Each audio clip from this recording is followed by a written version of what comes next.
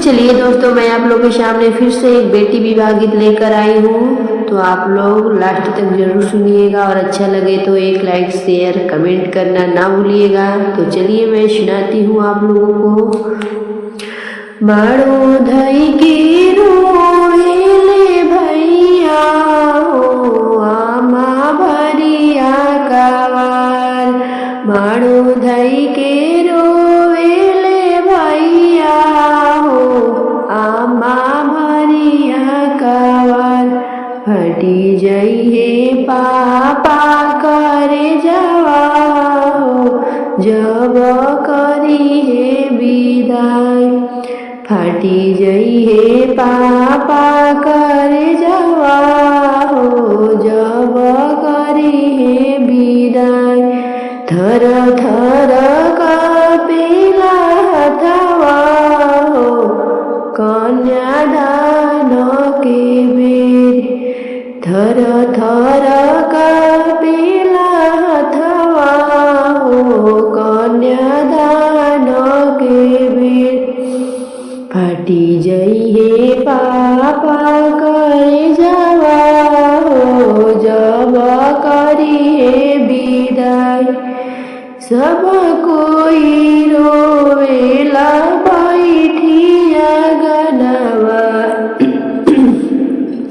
बेटी बिना सुन होई दुआर। सब कोई रोवेला बैठिया गनवा बेटी बिना सुन होई दुआर। कवन नगर हमके भेजलाए पापा कइला तू नजरी से दूर। कवन नगर हमके भेजलाए पापा कइला नजरी से दूर। फाटी जइहे पापा करे जवा हो जब करी हे विदाई। तोहरे अगनवा के रही हम तुलसी बेटी बेटी कही कइल दुलार। तोहरे आंगनवा के रही हम तुलसी बेटी बेटी कही कइल दुलार। बेटा बेटी जामे के ही कोखिया हमें काहे दूर कइल हो।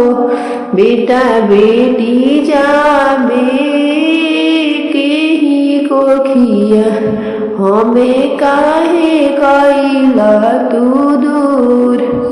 फाटी जइहे पापा करे जवा हो जब करी ह विदाई।